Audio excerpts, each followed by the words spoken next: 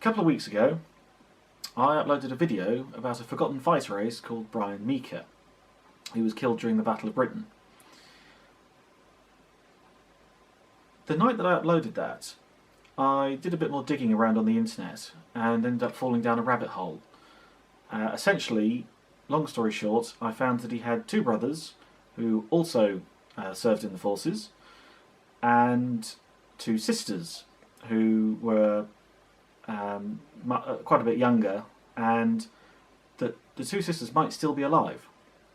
Anyway, I found an address, I posted a letter through the door, and a few days later I got a phone call from a very strong-willed but slightly croaky voice that said, "Hello, this is Mrs. Well, it's Lady Wilton." And I thought, yeah, her husband was knighted twice by the Queen, and I'd addressed the letter to a Mrs. Anyway, long story short, we conversed back and forth, and she allowed me to go to her house and interview her in person. We talked for about an hour.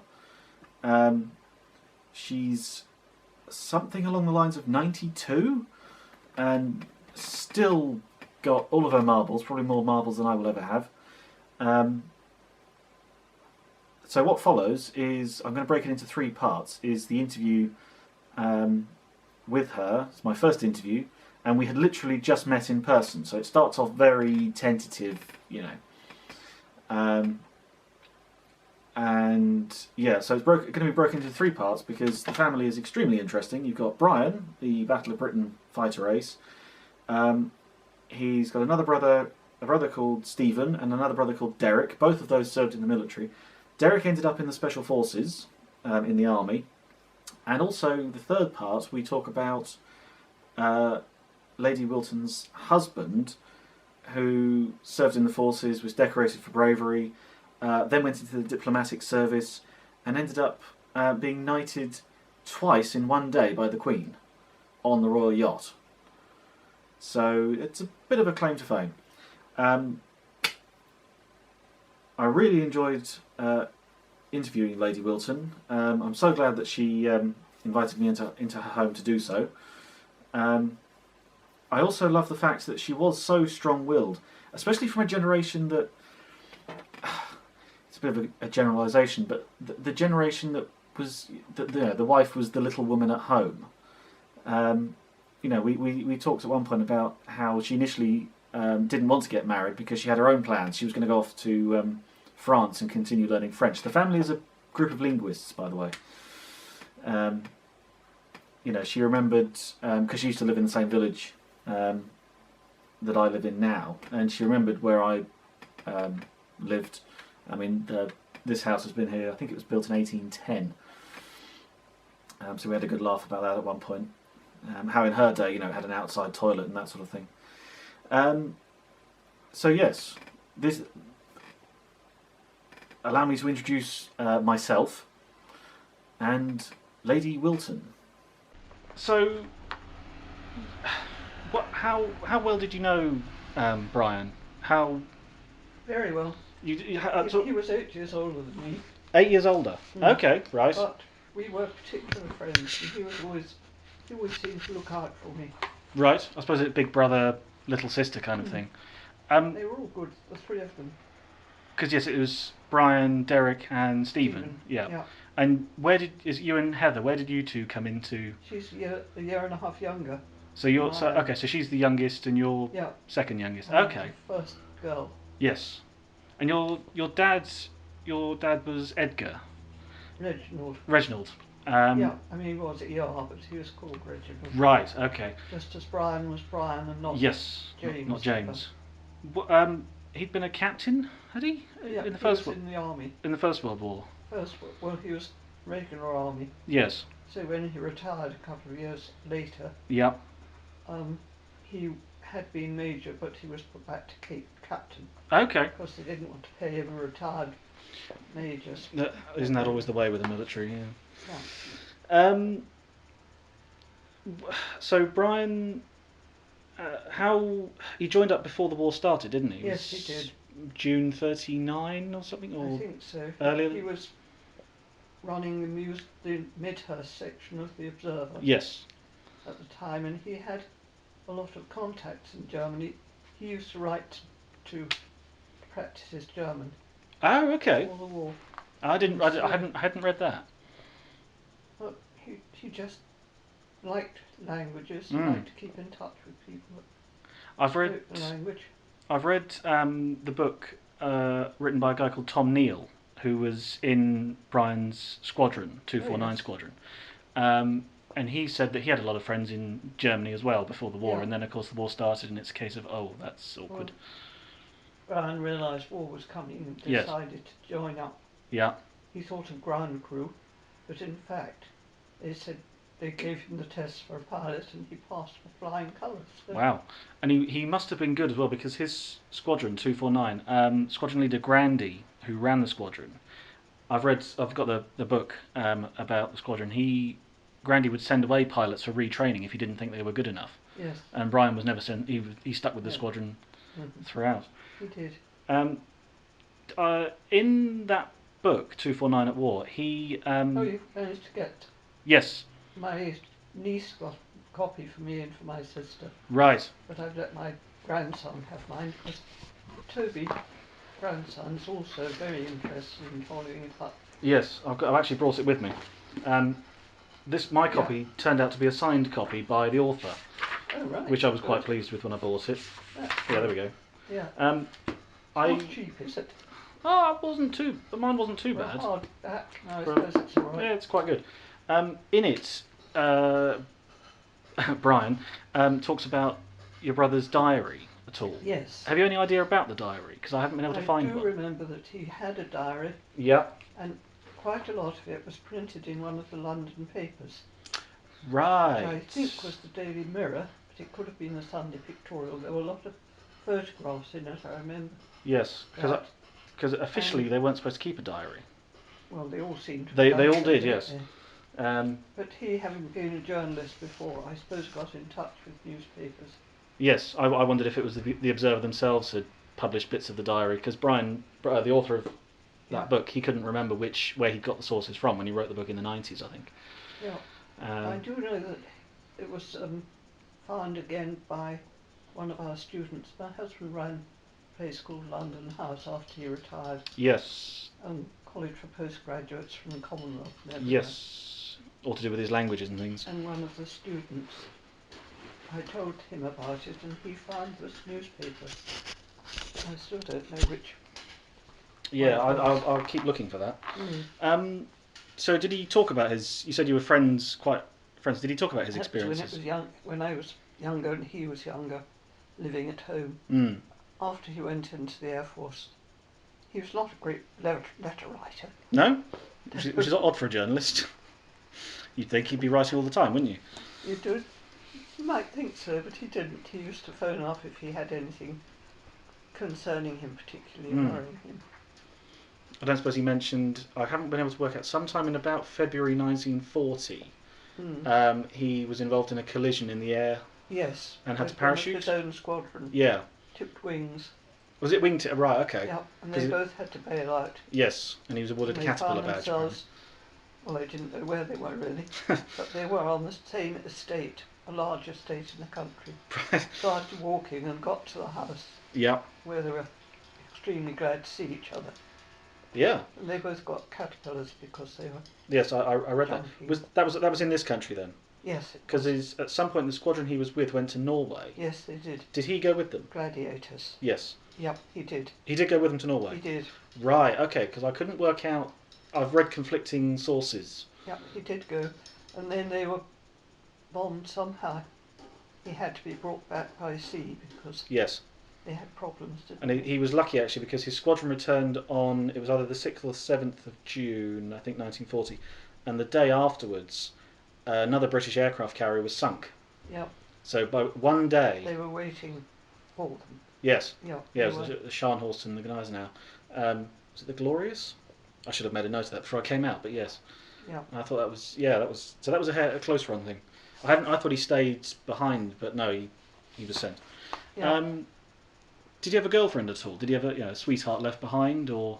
Not at that point. No, he'd had various ones before that. But none waiting for him, as it were. No, not that we knew of. Well, there you go. It's. Yeah. Have you ever spoken to, or did he ever speak of any of the squadron members he was with? Any of the friends within his squadron at all? He did, but I can't remember any of their names. No? And I think he brought a couple of them back with him one time. They must have been down here. They weren't he was never at Tangier. No. So I don't know quite. But one of his squadron is buried there. Oh yes. A guy called Percy Burton. He was killed the morning that your brother died. I think your brother was killed in the afternoon on the 27th. I thought it was at 11 o'clock in the morning. Ah. Only because I happened to be with my mother and shopping in Chichester, and she suddenly said, "We have to go home now." And she was Irish and very psychic in that sort of way. Okay. So we didn't actually hear about it until the late afternoon. Right, that's interesting. When the district nurse came to us. Wow. Yeah. It's funny how those things, hear several stories of that. You see, I don't know if that's me remembering. I thought it was the afternoon, but you could well be right. But yes, the same day, another member of his squadron was killed. In over Hailsham. A guy called Percy Burton, who's a South African. And he rammed a German aircraft that he'd been chasing for 40 miles, and they both crashed, and Percy's buried at Tangier. Right. So it's the same day as your brother. Yeah, who was over East Sussex. Yes, over battle, and was it Darlington or Dallington? I never know how you pronounce it. So, from your perspective, what was life like as a civilian during the war? I was still at school. Right. And it was very normal. Very normal? We lived in West Dean. Yeah. My father was running Home Guard, my mother WVS. Okay. And I was the official messenger on my bike to deliver telegrams and things. Could be nasty, but it was mostly all right. And we cycled to school once we were old enough. Yeah. First of all, we had a special school bus that came into Chichester. And after that, we used to cycle as much as we could, my sister and I. And we had no troubles at all doing that. And we used to go off with our bikes and our friends, cycling all day quite happily. And when the Americans were putting the lines through before D-Day, yes, I guess that's when they were doing it. Yeah. Special electric lines overhead. And so cycling home, we occasionally saw American soldiers up, and they never gave any trouble at all. No? No. I know there was supposedly there were all sorts of manuals were issued to the Americans of how to behave and how to carry themselves and to drive on two small children very nice. And to drive on the correct side of the road as well. Oh yes. Is the other one. Yeah. Correct. Yes. I like that. Yes, because my grandfathers, one of them, my dad's dad was old enough. He was actually in the Home Guard. Yes. And then he was called up, I think, in early '44. Yes. And he was in the Air Force as well, but he was ground crew because his eyesight was terrible. He wouldn't have been able to fly. And he was very tall. He wouldn't have fitted in the cockpit either. No, very difficult. Not but yes, in my family, because my father was very short. Yeah. He, I think, really wanted to go back into the army. And he could have done because he was on the reserve. Yeah. But he was in his 40s. And my eldest brother had gone already, and my second brother was a territorial, so he was already... Derek was about to join up. And he felt he couldn't really leave the family. No, from what I've read, Derek joined up, was it 17 days after after Bryan died? He was about to go into the Air Force because his birthday was about then. Right. And he went to the recruiting office and said he couldn't go into the Air Force because his brother had just been killed. Yes. I wondered if there was any coincidence him joining up or was he already on his way towards joining up when Bryan was killed? He was definitely going to join the Air Force. Okay, that's interesting. But he decided he couldn't do that. It wouldn't be fair on my mother. And initially he went into, I think, the Royal Fusiliers, which is what your father was in, I believe. Steve was already in that from the Territorials. Ah, see, I haven't read much about Steve. No, there's not a lot to write about Steve, I suppose. Cause he was a Territorial. Okay. He served in various places on searchlights about England. Yeah. Then went to Wales, where he met his future wife. And they got married still during the war. Mm. And he was fine. He went back to work for the same company, shipping company that he worked for before the war. Yeah. After the war, they had him straight back again. And then they sent him to South America. Yeah. Brazil, I think I saw one. He landed. No, what's the name of the place with the angel on top of the cliff? Rio.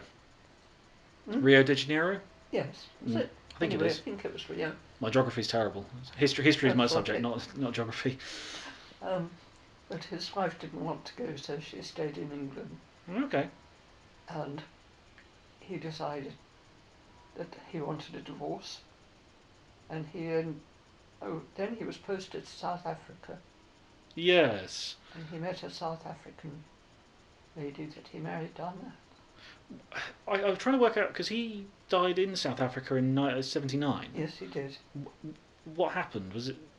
Oh, it was because he smoked too much. Oh, right. Pulmonary, completely. Lovely. I wondered, because the rest of you are all so long-lived. We are now. Nobody's lived as long as us. It's terrible. So, okay, I wondered what happened with Stephen. I hadn't read anywhere that he'd been in the army himself. But I suppose yeah. Of course, your father as well had lost a brother, I believe, in World War One. He had a twin brother. Twin brother, was it? Yes, Ernest Raymond. Yeah, and he was killed in 1915. Yeah. So I gather. He was. Which is interesting. Well, tragic, obviously, but it's... Yes. I'm trying to think how your father would have felt. You know, he lost a brother in the First War. He survived. Lost his son in the Second. Exactly. Yes. Doesn't bear thinking about, does does it? I it? don't think we gave enough thought to how my father was feeling, because my mother was obviously terribly upset. So did you... Because Brian and Stephen were born in Ireland, weren't they? Yes, they were. And was that because your dad went over there, and did he meet your mum over in Yes, Ireland? she was the vicar's daughter. Really? Yes, met in church. Fair enough. Very suitable. Yeah. And so she stayed over with her parents while he was still in the war, when the war was still going on. Yeah. So after the war, she came over here. Okay. Brian was born in 1919. Yeah. 100 this year. He would have been in January. And Steve 2 years later. Yeah. Still in Ireland. Yes, and then they came to England. Yeah, and then Derek was born in 21? 21. Yeah. And then you said you were 8 years... Can't be, can he? Stephen must have been 21, because Derek was only 4 years older than me. Okay. So 27, 26, 25, 24, 23 he was born. Okay. And Steve in 21. Right. Brian in 19. Yeah. 2 years between those, and then 4 years. Okay, so you were 25. Is that right? 27. 27, sorry. Right. Yeah. Okay, wow. And my sister 1928. Right. Yeah, I found you on, it was Ancestry, a website online about tracing families and things, and I found Brian, Derek and Stephen, and there were 2 private names, and private means still alive. Oh, I see. So I didn't know whether... Yes. Who did tell you about it? Well, me particularly, because I've lived abroad so much. Well, what it was, it's a very long, convoluted story. I'm dabbling in mini documentaries and things online. Mm-hmm. And I did one on your brother. Right. A couple of weeks ago. It was actually my girlfriend's very into nature. She's a bird watcher and all sorts. She spends a lot of time in graveyards, for example, because they're nice and quiet. Yes. And she found a grave in Westdean, where we live now, with some letters after it, indicating a medal. and she thought I would want to know, so she dragged me along, and it's a Distinguished Flying Cross. And then it had, I'm afraid it was a terrible mess. I actually We haven't been able to do any clearing up lately. I tidied it up. Just after we had that bad weather. The storm, was it Storm Hannah? Can't remember which one it was now, but I took along some secateurs and did what I could. And I started doing some, just poking around online, and found a picture of your brother and a picture of Percy Burton. There's a propaganda picture of the two of them, and I thought it was amazing that picture was taken, I think, on the 21st of September 1940. Yes. And they both died on the 27th. Yes. On the and you just think you couldn't, And they were light-hearted lot. Yes. Well, they had to be, really, didn't they? Yeah. But it must have been pretty awful. I think it was fine. You cope with it when you're there. As soon as you get away, it must be really hits you. I've spoken to a lot of ex-servicemen and things, and they say it's none of what they've done bothers them while they're in. It's when they come out they've suddenly got the time to think about it. Exactly. But anyway, yes, I found it was actually the night I uploaded the picture about the video about your brother. I thought I wonder, and I did some poking around, and I found a picture that I hadn't seen before of your brother. It was a sort of portrait in uniform. Yes. And I asked the person who put it up online where they'd found it, and that was somebody called Roger Bragger. And he's a guy that lives in Staffordshire.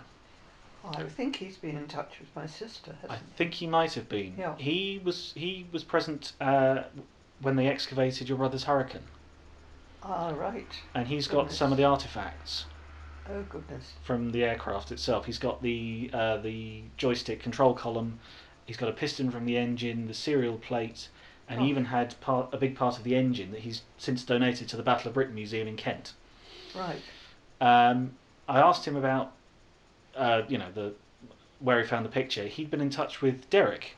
Yes. In the mid-90s. Yeah. And Derek and his wife have got a lot, or they used to have quite a lot. Yes. Of stuff about Bryan. Yeah. I think you've spoken to Deborah. Yes.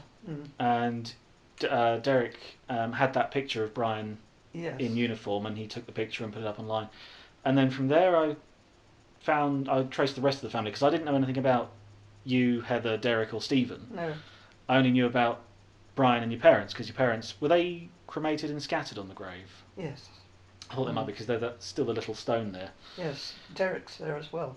Is he? Yep. I didn't know that. I didn't know you could just sort of ring up and say, I'd like to bury my husband's ashes.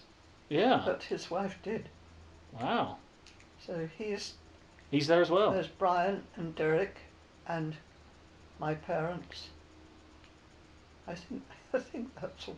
So it's a bit of a family plot then, isn't it? It is now, but we weren't allowed to buy the next ones because they belong to somebody else who hasn't claimed them, so that whole corner is still Well, it's now got left. it's in a corner of its own. It's got a hedge next to it, hasn't it? It has one, yes, two sides. Yeah. Well, Paddy and I used to go and clip things back, but can't cope with it anymore. No. Well, I will happily keep it clear. Would you? That would be very, very kind. I live just up the road from it, so. I love that. Um. Yes, you're in the Warren. Yes. Which used to be just the old bit. Yes. Are you in the old bit or the new? We're in the really old bits. The bit really that's dated. The date above the door is 1810. But you do have an inside toilet and everything now. Yes. Yes, we didn't in my day. No, our garden is part of it. We think the remains of the old outhouse, which is fun to try and plant in. You know, the girlfriend's very into gardening and such as well. Yeah. So. Sorry, I've gone astray. That's right. It's all interesting to me.